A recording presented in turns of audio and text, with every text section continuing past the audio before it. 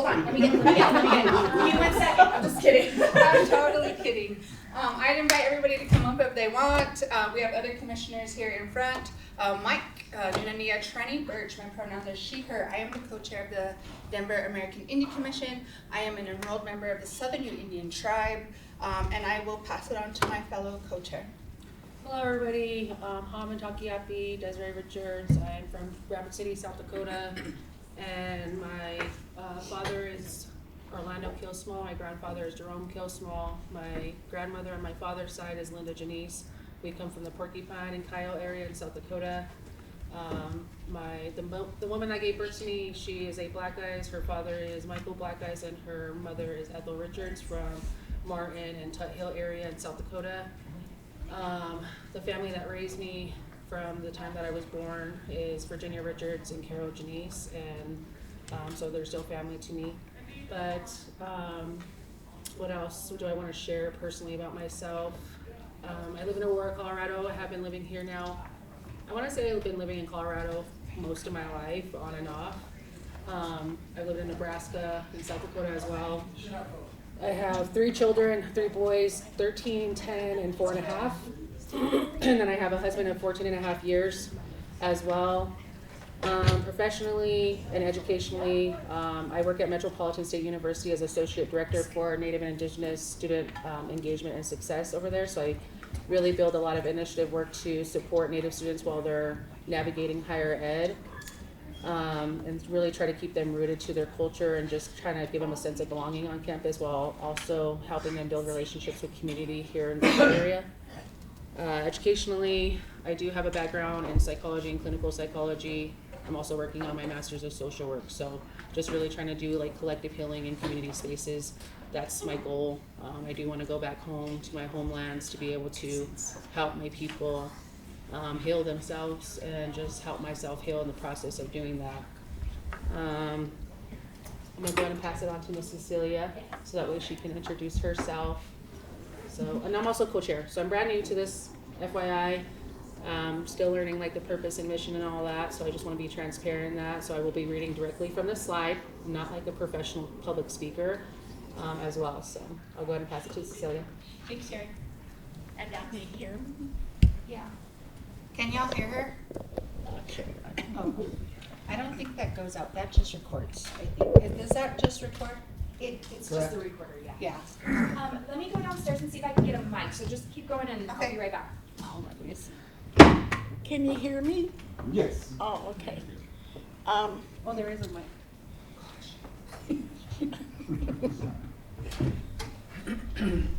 Does it work? Oh, shoot. Oh my God. Uh-oh. My name is Cecilia Bernice Beaubear, and I'm from Pine Ridge, and a district is Medicine Root, and my Teoshpai is Bull Bears, and American Horse, and because I'm the oldest of the commissioners, I'm the eldest, I always thought that all commissions need their elders because it keeps balance. And so a lot of times I think that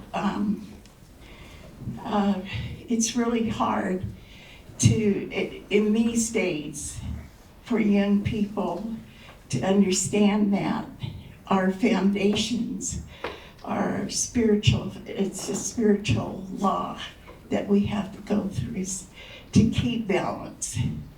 And then there's the natural laws, and then there's the people, the governors and the city laws that we follow. But today I'm supposed to read the mission. That'll be in a little bit. That'll be in a little bit. That'll be in a little bit. Oh, okay. So I'm not used to just talking all the time, most of the time I'm asked to pray all the time. And so I can't think, but being on the commission for me is really an honor, because all my life I've been, most of all my life, I've been volunteering to do things for the community.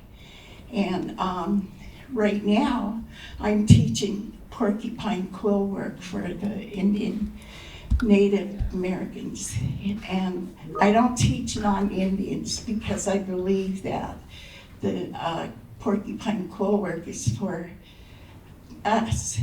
And I teach the old designs and nothing real flashy, because the way I was taught, them days, they weren't flashy. Now they're like, my grandson says bling bling stuff. and it's hard for me to do that because I've learned the old ways, and also I think the old ways too. So when I get offended, it's not in their world. And so it's hard for me to understand that. But today I have 8 great grandkids and 8 great grandkids and 8 grandchildren, and 3 children that I had, and right now I only have 2 because my son passed away, and it's kind of new, and it's really hard for me to talk sometimes because I'm still grieving. It's only been 5 months, so, but I try to get along, and I try to do what I'm supposed to be doing. That way it's a healing process, they say. And I think it is, because I get to find a way to live in this world. So, but I think that'll be all.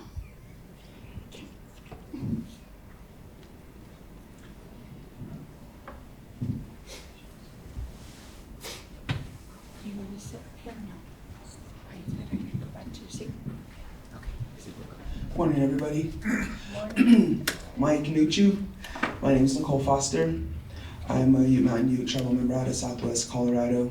I'm from Toyac, Colorado. I'm also half Dene. Technically, because my mom was full-blooded Dene, I'm Dene first, but I'm enrolled with the Ute Mountain Ute tribe, and there's not very many of us, so that's the side that I rep the most. I work full-time at Colorado Jobs with Justice here in Denver. I lead a program called EPIC, which stands for Equitable Possibilities in Construction. So I work to recruit and retain more women, non-binary folks, and Native American folks into the construction trades, and work to actually do the work to protect them as we bring them into the unions. Really be the person that I know that I needed when I was working with the carpenters and with the Boilermakers. I also co-created a space called the International Native Women in the Trades, because we know that the Native American women themselves specifically need their own space in the trades. They need to have a place to convene, they need to have a place to be safe and to look after each other. And I just came back from Chicago on Tuesday, and we had our second official meeting out in Chicago, and we had almost 50 women come to our convening, and we just did like a meet and greet in the park and got to know each other. So I'm excited for that place to continue growing.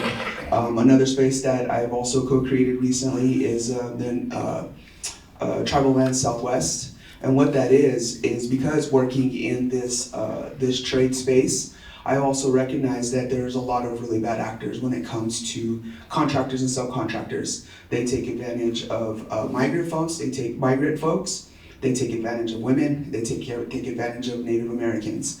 And that's a huge place for wage theft, and that's another thing that we're working on also here at Colorado Jobs with Justice. But with Tribal Land Southwest, what we're looking at, fortunately, I have one of my co-creators is a Department of Energy Ramp Fellows, if anybody's familiar with the Ramp Fellows. And so her and I, looking at all the information, realized that there's a lot of energy jobs coming to Native communities and to reservations. And unfortunately, my reservation is a huge they really got screwed over. There's really no way to say that better. They got screwed over. They didn't know how to negotiate for themselves. They didn't know how to start working up their own labor. They didn't know that the community had a say in the project that was coming. And so what happened is now on my reservation, they're going to build 2 million solar panels. And the only thing that company allowed my reservation to negotiate for was more revenue at the casino and more revenue at the travel station. That's it. That's it. Not even, trying to work up labor, getting, actual, energy into the community. And so, unfortunately, I'm going to have to use my own community as an example of what not to do. But we're going to go forward, trying to see what we can do about helping create labor, getting the people ready for work, getting the community involved, so then that way when these companies come in, the communities will be ready and they'll be able to negotiate for themselves and be able to decide if they even want these projects to come. So that's another space that we're creating, and I don't want to take up all the time, so I'm gonna pass this over to Brendan. I'm Brendan. I don't like to talk about myself. Don't worry, Thank you. we all Why are you important? I'm not. Tell us. Born in Ketchikan, Alaska, enrolled Ketchikan Indian Community, affiliated with Metlakatla Indian Reservation, which I try to go back there every once in a while when I can, because they have a really good flounder. No dig on Colorado seafood, but you're not good at that. There's seafood here? Not good. Make up the Blue Sky Wealth Group. I founded that in 2019, right before pandemic. I'm great at timing, and I do other stuff. Thank you, Brendan. Yeah. Radio. And we have one more commissioner coming. He was in traffic and there was an accident, so Thomas Allen will be here in a bit. So Miss Cecilia, you're up. This is our mission. Can you read it from there? Yeah, the commission is all about, we have a mission statement, and it's enhance present and future communications between the American Indian and Alaskan Native community in the city and county of Denver, advocate for social and cultural awareness, and to promote economic and political equality, assume an active role in politics, including legislation, ordinance, and regulations at the local, state, and federal level to enhance the social, economic, and political equality of life of the community, and represent and advocate with local public policymakers, related organizations, and agency and public. And for me,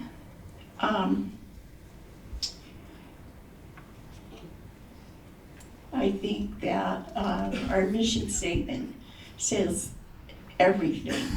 The only thing is the things that I have experienced as a commissioner, and it's, if I don't know something and resources to something, I rely on this city and county council members, because they have all the resources we need. And so we have to get along with each other, and that way we share a lot of information and resources together. So I just want to say that it's an experience that I've had that is rewarding to me, and I think I'll be finished when I'm 80. And right now I'm 78, so I don't have too long to go. But I just hope that I brought some kind of wisdom to the commissioners, because I want to be able to get along with everyone. And your mind changes when you start getting older. You're not as feisty as you used to be. So it comes with age. and your mind and how you think. And you show a lot more compassion and a lot more respect for people, because in my culture, I only know of my culture, Lakota culture, and I don't wander off into somebody else's tribal ways, because I respect the way they are. We have one thing in common, and that's spirituality and the natural laws. So, thank you. Alrighty, we don't want to make this like we're just talking to you, so if any of y'all have any questions during this or want to know more, feel free to ask us. And I don't even know whose role is what or who's doing what. This on my side. So, and we also have a survey that Trinity did at the end of this too, just to kind of make it more interactive with the community, because community voice matters when it comes to these types of things. Because we as a commission, we're just like that, kind of like that bridge. And so that's what I've noticed about the commission as an outsider kind of looking in. But our purpose is that it shall be the policy of the commission and the execution of all endeavors to contribute to the growth and influence of Alaskan Native and American Indian community, all pertinent to activities which establish and maintain an inclusive American Indian and Alaskan Native presence, and to support the livelihood of the community in the Denver metro area. We shall hold workshops, programs, and educate interested individuals in the cultural history and current issues of concern to our community.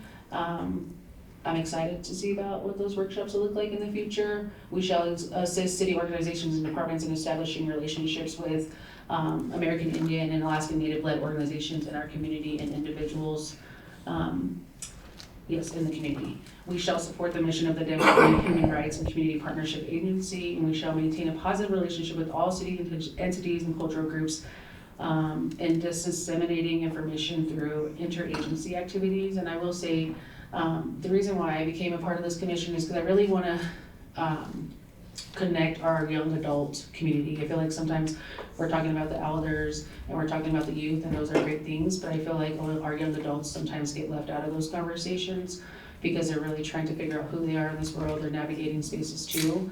And I think trying to really connect that younger adult generation to agencies and to networks is really important, because they need to be a part of this processes, especially in the time of this political climate in this country. And I all know that there's certain feelings around that when it comes to the American Indian community. Like my mother, for example, she doesn't like politics. She's like, that's not my president, why does it matter to me? But we're seeing the effects of people who are getting elected into these positions and how it does affect our communities. And so for me, I'm trying to really educate our younger adults to know what voting means, what does that mean for them, and how is that going to impact our communities and our futures. But that's why I'm a part of the commission, is what I'm trying to do is try to get them to connect it to networks and agencies that they might not have access to, because I do hold privileges, and I do hold privileges in my position, and I hold privileges in other aspects of my different identities that I hold. And I want to be able to utilize that in a way that's uplifting to the younger adults. Thomas is supposed to be going over the history of our commission, so we'll let him go over that whenever he comes in, just because he's been part of the commission quite longer than a lot of us have that have our current members right now. And then we'll have him introduce himself too whenever he steps into the room as well. Focus areas. Okay. So what are our focus areas? And before we get into that, does anybody have any questions about anything that's been brought up or just any side questions at all? Well, how long have you guys been around? The commission? Yes. I would love to sit here and talk about all of that stuff, but we want Thomas to go over like the whole history part of like the commission.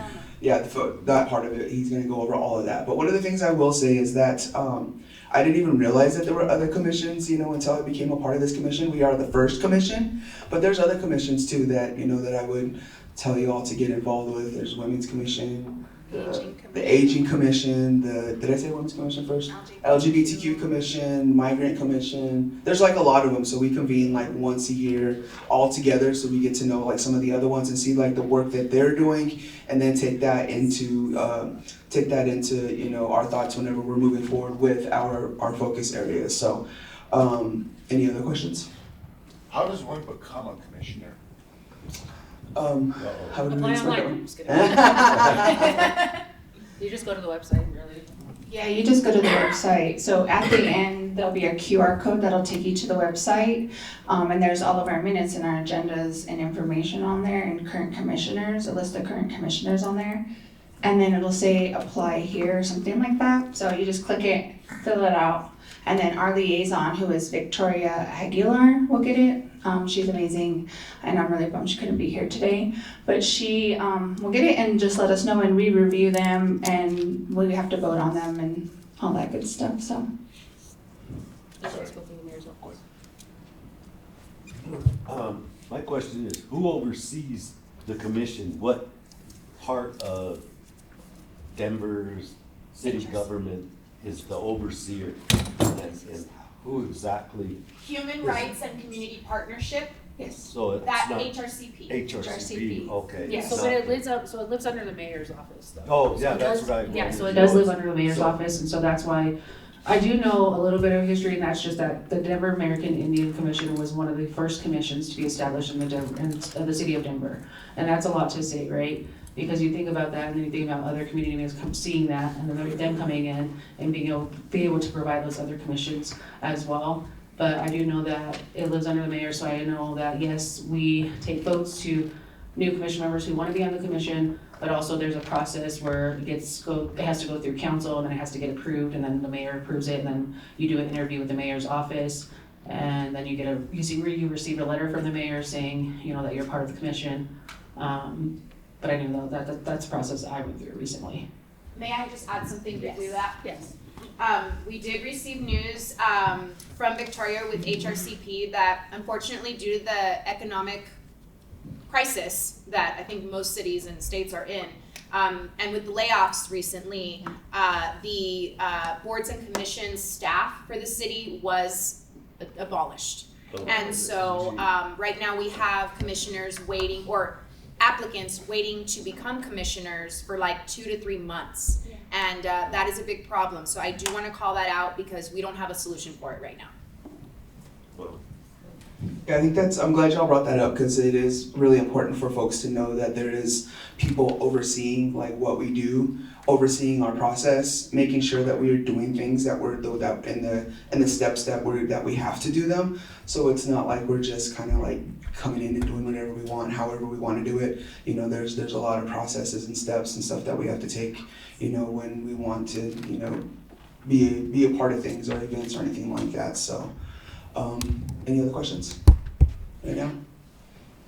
Okay, so what are our focus areas? So the first one, for objective 1, we want to enhance public awareness, education, involvement, and civic responsibility among the American Indians and the Alaskan Native community. Second, to promote public awareness of the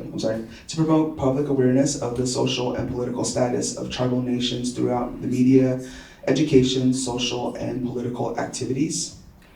And then third is to identify issues of concern to American Indians, Alaskan Native people, and to pursue solutions through the democratic process. Does anybody have questions about those?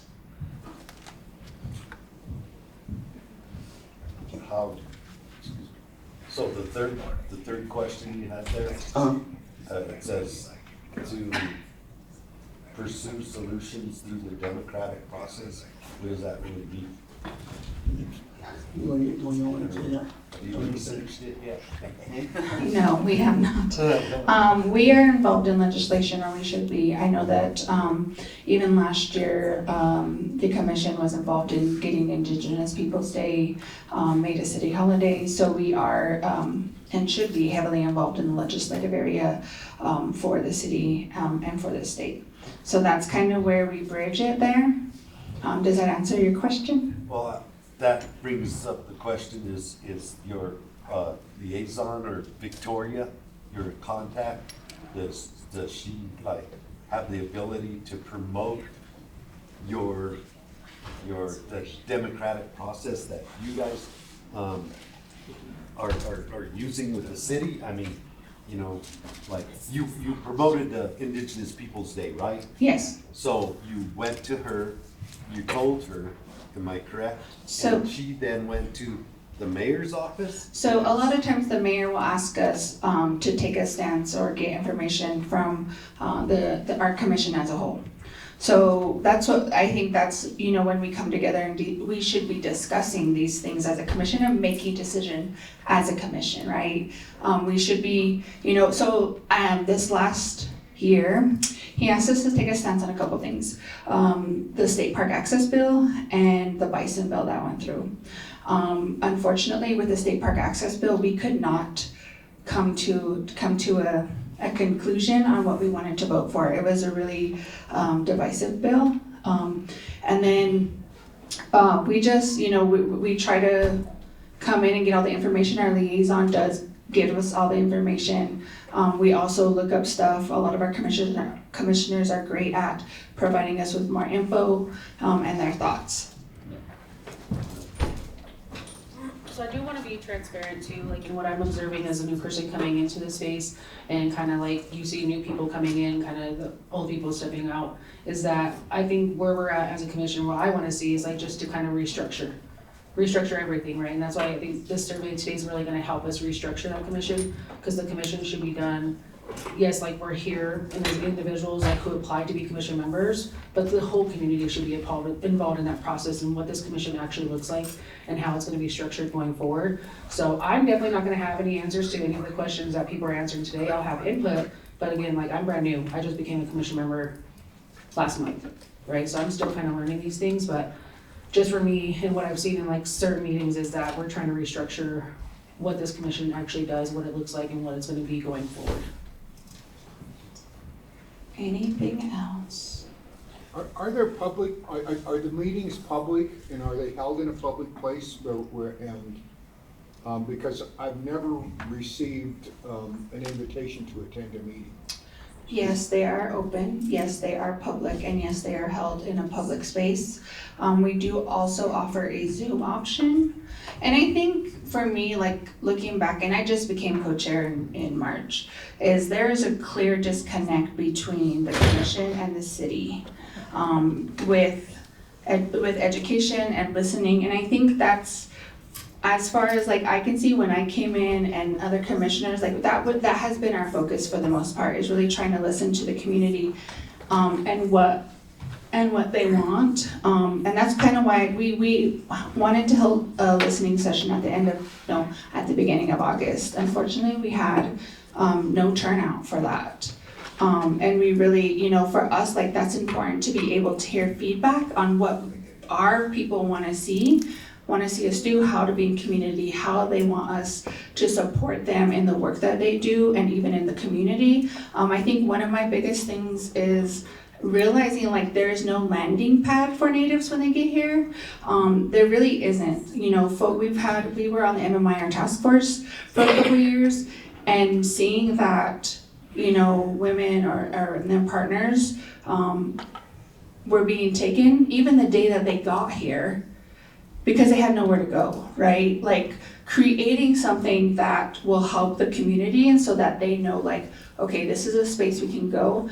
Right now, I don't know what that looks like, and the embassy is coming up, right? How can we work on that so that folks can land somewhere, they have information, they have resources, Yeah, and my wife was worried that we were gonna be too quick. And I was like, there's natives talking, it's not gonna be too quick.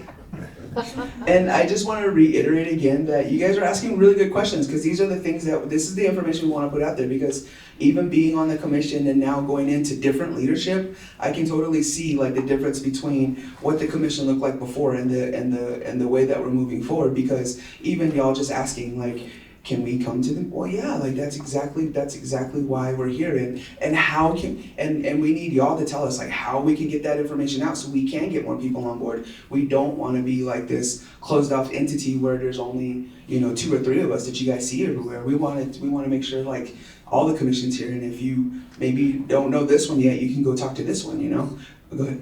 Okay, so I'll kind of follow up on Rick's question. I heard about the listening session like day of. So I reached out to Brendan. I'm like, hey Brendan, how do we get there? And he gave me a Zoom link. I know GPS. Oh. Yeah, you gave me the GPS. I'm not supposed to way be in later. the same room as you. I just try to avoid it. I think he said he needed a ride. He was trying to ask you for a ride, Brendan. I think that's what he's getting I at. don't see how the commission is to us. Just kidding. No, but on all seriousness, is there a better way for you guys to basically advertise these any of your meetings, not just a listening section, but any of your meetings? Because that would have been really nice to actually have a turnout for you guys to see what the community has to say, to give you guys feedback. Yeah, so I understand too, like the commission listening session was really at a time where there's a lot of people back home, right? A lot of people do ceremonies, a lot of people are out of town with their families during summer months. And so I know that was probably like a thing too that we should have took into consideration, and we were thinking about that for future stuff. But at the same time, we do have that Denver American Indian like events page that's on Facebook. I know there's a lot of people that share different stuff that they're doing in this community on that page. And yes, not everybody has accessibility to social media. And so it's like, how do we get that word out by word of mouth? I'm not too sure. Maybe that's something that you guys can give us feedback on today in this space. But for me, I try to share it with my students. And then just share it on that Facebook page. We don't have these social media outlets as a commission, unfortunately, and with the way things that are changing within like HCRP or whatever it's called, is that she was saying that they oversee all social media accounts. So that's something that we're trying to figure out too, like how can we get ourselves out there? How can we get ourselves more visible to our community? And my idea too was like really start immersing ourselves in our community. That for me is hard. I'm a full-time grad student, a full-time mom, and a full-time employee, right? So for me, like, yes, I can show up to things like last night. Yes, I was at a SCADA advisory leadership, and I'm trying to get involved in different parts of our community. But I have children to take care of, and I have children to feed, and I have children to cook for and get ready for school, right? And so it's about like intentionally immersing ourselves into our community and showing up in these different community spaces is gonna be where it's beneficial. But I mean, natives are tough, man. Like, we're intimidating. We all have mean faces, I know I have RBF for sure. Like, and so I know people aren't gonna approach me and they're like, who the heck is this woman? Like, she looks like she's crouching, So I understand that. And so it's like me also stepping out of my own self and not trying to project my own insecurities into spaces. I struggle with that, and I will be transparent about that. Like, that's something that I'm working on as a young adult, and I just need to get out of that and try to introduce myself. And I've been trying to do that today in these past 3 days with individuals that I don't know, saying hello, introducing myself. But I think it's just like visibility is important. So the more that we show up and immerse ourselves in our community, I think the better it's gonna be as we're going forward. And again, like, we're restructuring what this commission looks like. Like, we're not gonna be how this commission used to be run. Like, we have to restructure what's looking like going forward and how it's gonna work for us as current members in our community. Can I make a comment? My only interaction, and this doesn't involve any of you because you weren't on the commission. My only interaction with the commission was about 1.5 years ago, before the TREC report came out. I went to the commission to do a presentation. And I talked about things like the cultural center and the embassy. There are recommendations specifically for Denver in the TREC report. And I was treated with such disrespect that I walked away, and I would not have anything to do with the commission again. And so I think, one of the things, we know this, that we should have our core values, and I think respect has to be the #1 law amongst us when we are dealing with these critical issues in our community. We are at a real important time in the history of Denver for American Indian people. We have opportunities that have never been here in the years that I've been here. Never, with the exception of the Tall Bull Park, when that was created, but nobody's listened. Nobody's ever listened. And our family's been here. My uncle Joe Locust was part of the mayor's advisory committee back in the 70s, but they didn't get anything done.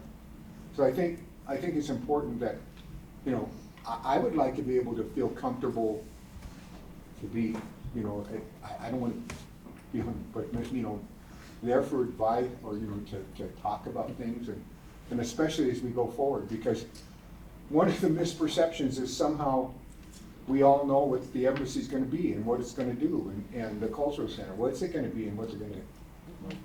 I don't know who's having these conversations, but,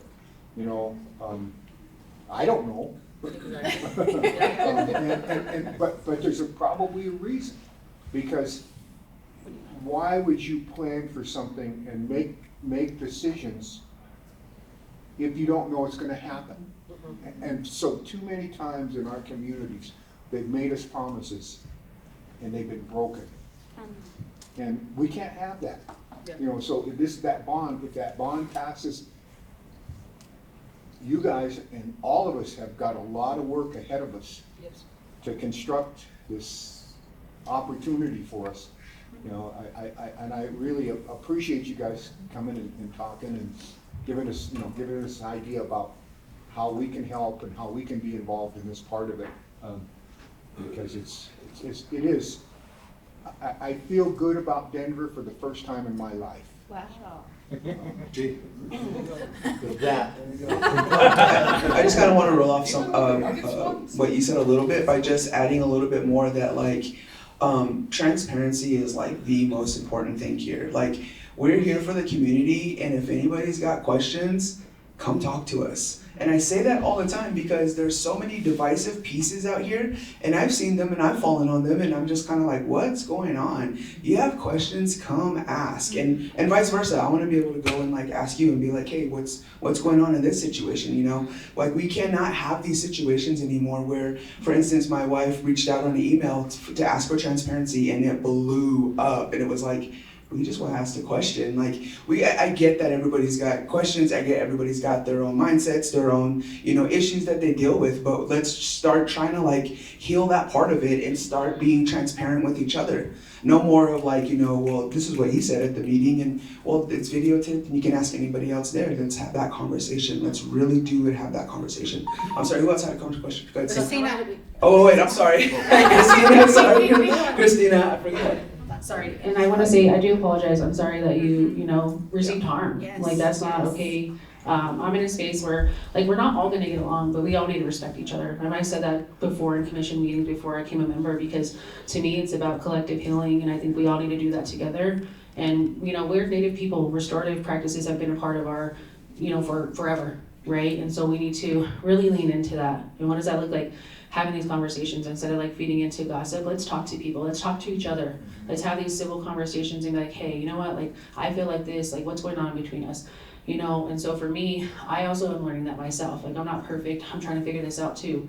But at the same time, I think what I want this commission to look like as an individual, and I say myself because I can't speak for everybody else, is that we have to move forward as a collective. You're right, there's a lot of these big moving pieces, right? This embassy, you had individuals, Fred, and he's excited about that. Okay, how can we reach out to different tribal nations who represent their governmental systems, and how can we have them be a part of that processes as well? Because those voices also need to be at the table too if we're gonna have those government to government relationships, and what is that gonna look like on the inside of that embassy? Because this can be a really great thing. This can be really monumental, like you said, for Colorado and for Native people in general, but we have to do it together. Like, we cannot continue to feed into this colonial way of division and harm and lateral violence and all these things. Like, we really need to check in within ourselves and be like, how can I be a better relative? Like, how can I be a better person? And if we're not doing that work within ourselves and we're just going into spaces and we're spreading that, like, then we're just doing our community continuous harm. And we have to change that, right? So it comes from ourselves and then us as a collective coming together and moving forward.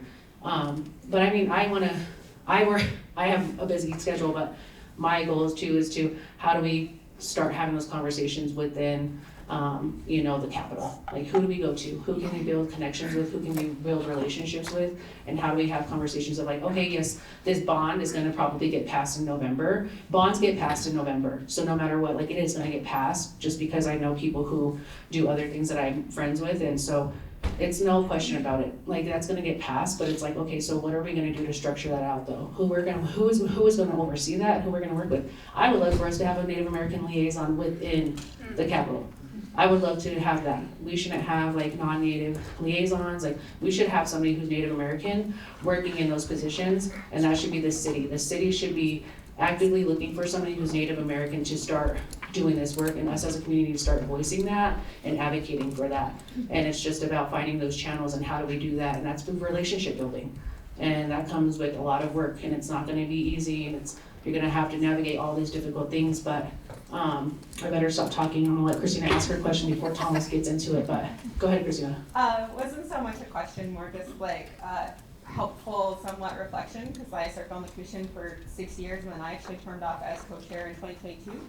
But one of the things that, to address some of the things you were saying, Desiree, I think a big part of that is also trust. So trust that those conversations are happening before people freak out that tribes are not being consulted at that time. You know, there's kind of like a timing for some things. And if it, like, a conversation has been heard, it's been heard, it's in the works. So I think there needs to be a lot more trust in our community about some of these things happening, and trusting that within each other, we're not gonna tear each other down, that we're going to include all the people when we need to include them. But when it comes to like some of the information being open to community, when we had Darius Smith as a part of the city, which was like a Native city liaison, people got a lot more information from the commission because he was constantly sending out a mailing list to everybody, where he was updating them on things that were happening in the city just in general, but things that the commission was on. And I think that was kind of like the highlight of when the commission was really getting a lot of things started, when we were getting like the Indigenous Peoples Day conversation going in the first place, and like the MMIR task force and all those things were really happening because we had not only commissioners working, but somebody within the city that was our liaison, actually actively being involved in these spaces and advocating for the commission and being able to share that information to greater communities. So when you're talking to your liaison, like, I actually tried to get Darius to like share his mailing list to like somebody, and then also like as a former co-chair, both Danielle and I left like a whole bunch of documentation and an email address for the Denver American Indian Commission. And then I don't really know what happened to it, but That's, and in full transparency, Christina, we don't know either. We've been asking for a lot of back information over the past few months, and our liaison's been trying to do, we've been asking like a lot, trying to find a lot of documents. So, and even knowing that, at least now we can say there is documents and this is where they should have been, or this is about that time that we should have had those documents. So, well, really appreciate your comments. And unfortunately, I don't remember the password. It was a while ago. It's Christina, it's a full name. That's it. I had one last question. The microphone, just so everyone can hear. I think some of us are not. Oh, sorry, I'm over here holding the whole thing.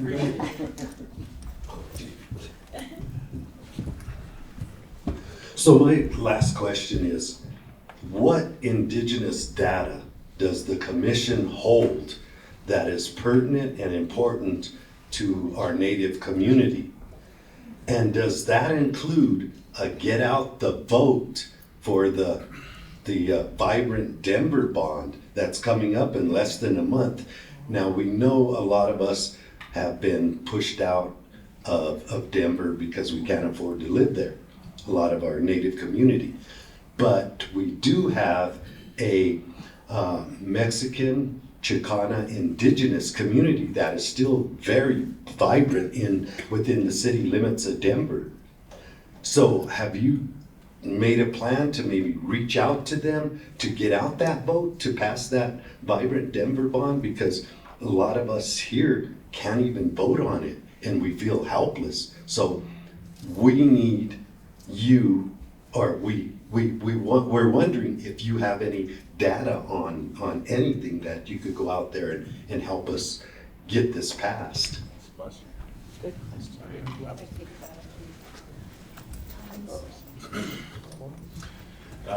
Good morning, everybody. My name is Thomas Allen. Yes, we do have a lot of data. Bringing up the previous questions, trying to get access to those drives, emails, all this documentation that was left previously. We do have some data from COVID-19. I am the one who created the COVID-19 survey that was administered by the Commission and the Indian Center. So we are looking at how to protect the data, to try to use that to the best of our community, which means talking to city council people, talking to people within, Denver government to get, our voice out there. I like how, we brought about trust. With this new administration coming in, a lot of things got shuffled. This is, our different liaison, our second liaison that we've had. And so, with Trini and Desiree here taking the lead as co-chair, we are moving forward with, looking at the distro list, looking at the data, looking at, how we're gonna collaborate, not only with the council people, but also people within different districts. All of this goes back to leadership, and with Darius leaving, we're filling in the gaps here. That takes time with administration. Some of this bureaucracy, it takes some time. We're working with everybody here. We're trying to be transparent, and again, too, the trust. I mean, we weren't even approached initially for any of this, and so again, we're trying to build that trust, build these kind of pathways from bureaucracy, to the commission, and then out to the actual kind of community. So again, it's hard to explain to the colonized world of how they perceive us, but sometimes they said, I already gave money to the college fund. That's not the Indian Center, that's not the commission, that's not any of these other Native organizations out here. So we are trying to do a lot of things, including getting people to understand that we are liaisons between the community and the bureaucracy. And there are a lot of people here who have other skill sets, such as traditional aspects, cultural aspects, and we want to include all that. We want to have this all organized, and we want to be tribal people, speak as a group, a council, a tribe, not necessarily a colonizer way where we have one person speaking for everybody. We're a group of people, we're tribal people, intertribal here, and I just wanted to touch upon that. Thank you. I hope that answers your question. Ms. Cecilia, do you want to talk? Yeah. Okay. Okay, so I'm just gonna go through the slides. At this point in time, I think this is kind of what we need anyways. is Mallory's cutting us off. Yeah, so I'm gonna go through the slides, so you can look at the slides. Do in 8 minutes. Okay. As a commissioner, I hear you talking about transparency, and because I'm a commissioner, I feel that it's not true about transparency, because we're in a whole separate conversation here. For one thing, I feel that trust is there's an issue there, because, and reconstructioning, all I hear is that. And I don't know what you're talking about, reconstructioning, because I feel that I don't feel the trust. And to be a commissioner, before I became a commissioner, I used to do community work. And I never got paid for it, but I did it because I wanted to help. I wanted to be there with the people. So I think that if you have so much family business, then it's hard to be a commissioner and take care of your family, because there's going to be a lot of issues or a lot of time taken away. So, and I know Thomas since he was a young boy. His mother was my friend. And I think that it's hard to trust each other right now as a commissioner, because I experienced something that I didn't want. And I want to say that I want to be supportive and want to do things along with you, but I have to say that I don't trust. The trust isn't there. Okay. Can I address that? Thank you, Cecilia. Yes, Cecilia was a good friend of my mother. My mother and father met in Alcatraz when that was going on, came out here, seeing the need for, a community place, such as the Indian Center.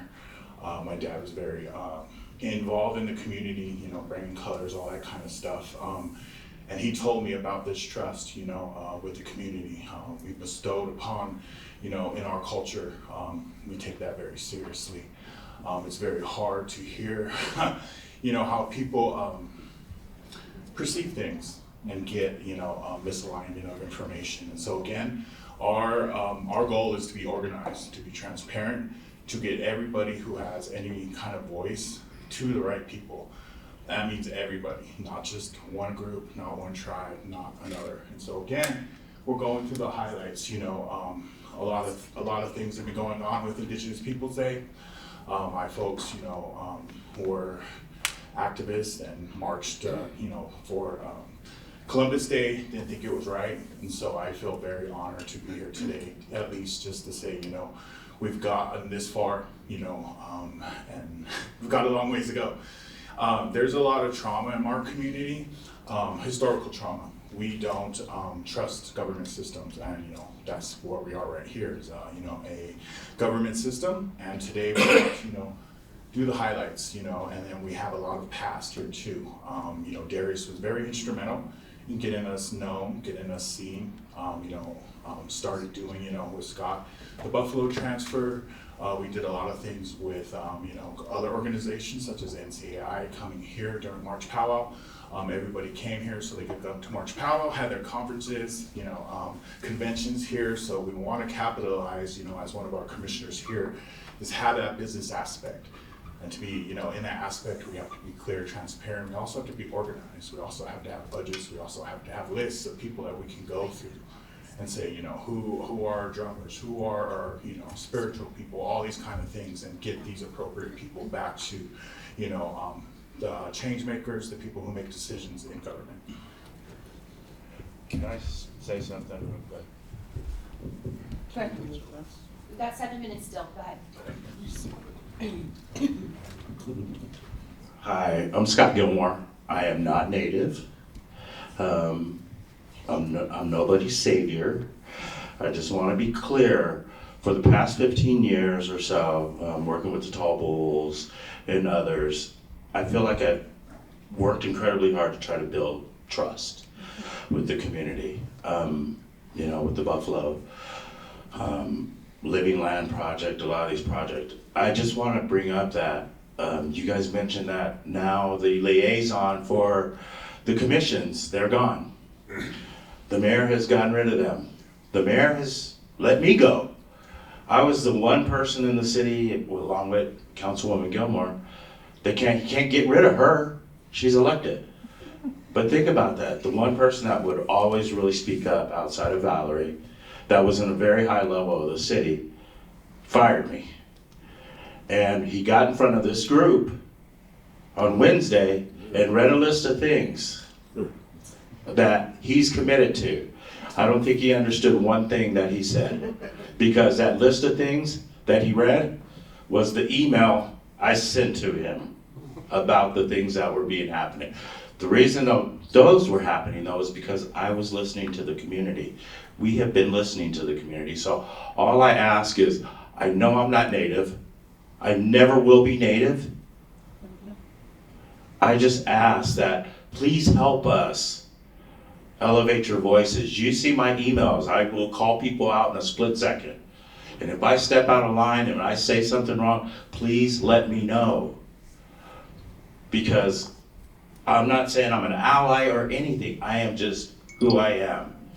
And the trauma, like Thomas said, the trauma that this community has dealt with, I can't even understand it. So I just want you guys to know that we are here to help. So just help us help. Okay, thank you. I think one of the things, I would like to invite you to have a conversation. We have not had a conversation about that. And if you want to talk, we can talk, especially about all the work that's been done and you know, feelings all around. Yes.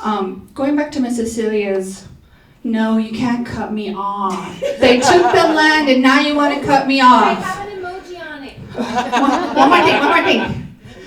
So I want to go back to Miss Cecilia's trust, right? There's a lot of mistrust. We can stay in that space. We can swim in it, right? But let's figure out something. Let's work together. And I think for me, a lot of the reconstruction, it came from the new co-chairs coming in. That's why the reconstruction came in. There's new co-chairs. I lead different than previous leaders. For me, I want to be collaborative. I want to be transparent. I want to invite the voices. I want to be there. I want to listen, right? And prior co-chairs may not have those goals. They may not have been there and wanted to do the things that I came in and want to do. And I know Desiree and I are very similar in that way. We want to be here. It's part of the reason that, you know, we wanted to hold a listening session. It's part of the reason that we're here. And I do believe like the whole commission is open and wanting to learn and listen. And we can always do things better, right? Everybody can. And so like we do want to hear your feedback. Here's our emails. It's the co-chairs and our liaison. Here is, if you scan the QR code, that's our website. That'll have all the minutes, all the meeting minutes, agendas. It'll have where you can apply if you are interested. One last question before we get cut. Anybody? Can I make a comment? Yes. 45 years ago, 45 years ago, and I want to end this on a real positive note. 45 years ago, I was the Indian mayor of Denver. I was self-appointed. Every year at the elders' dinner, we had an election, and I voted in favor of myself. So I'm still the Indian mayor of Denver. Thank you, guys. Who are you gonna fire next? Thank you, everybody. And what Miss Cecilia is talking about, I understand where that's coming from. And full transparency, you can see the last meeting. It's on our website. If the whole community wants to be in the know and the how, yes, you can see what transpired in that meeting, what took place, what was said. That's for the public to watch and the public to see. And if you want to talk about it more, we can do that too. I am at a point in my life where I want to heal. I want to heal our community. I'm not going around and like, yeah, would love to have a conversation with you, Scott. I don't know you personally, and so there might be some personal biases, and I'm going to admit that. I will admit that in front of everybody here today that I might have some personal biases against you and Stacy, and I will admit that. So until we have a conversation and we can navigate through that, then that's how we're going to be for now, right? Like, I'm just being honest about that. Because I also been navigating some very personal things. Like, we all know it's hard to be Indian. We have family members active in addiction.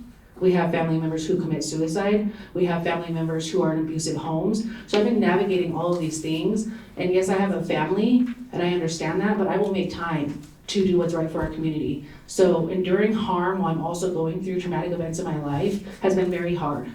And so I am going to be very passionate. I am going to stand up for myself, and I am going to speak up, and I'm going to be emotional.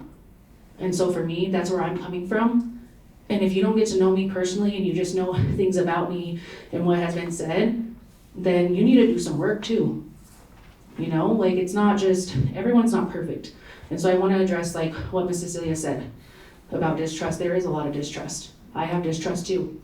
But does that mean that I'm gonna sit here and, you know, be like, oh, well, I'm gonna say this without really, no, I have biases. I have distrust. I will admit that. But until we have a conversation, then we can't overcome that.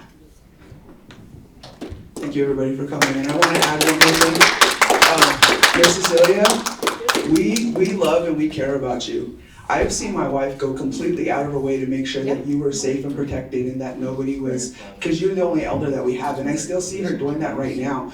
What I want to say is we're going to give you so much grace because we know what you're going through. But what I will say is if you don't feel trust right now, then you should really, you know, think about the people you're surrounding yourself with, because the mistrust is not coming from us. I promise you it's not coming from us. Thank you for everybody for coming, and everybody be safe if y'all are traveling. Round of applause for our Denver American Indian Commissioners, everybody. Thank you all so much for your knowledge share. Thank you.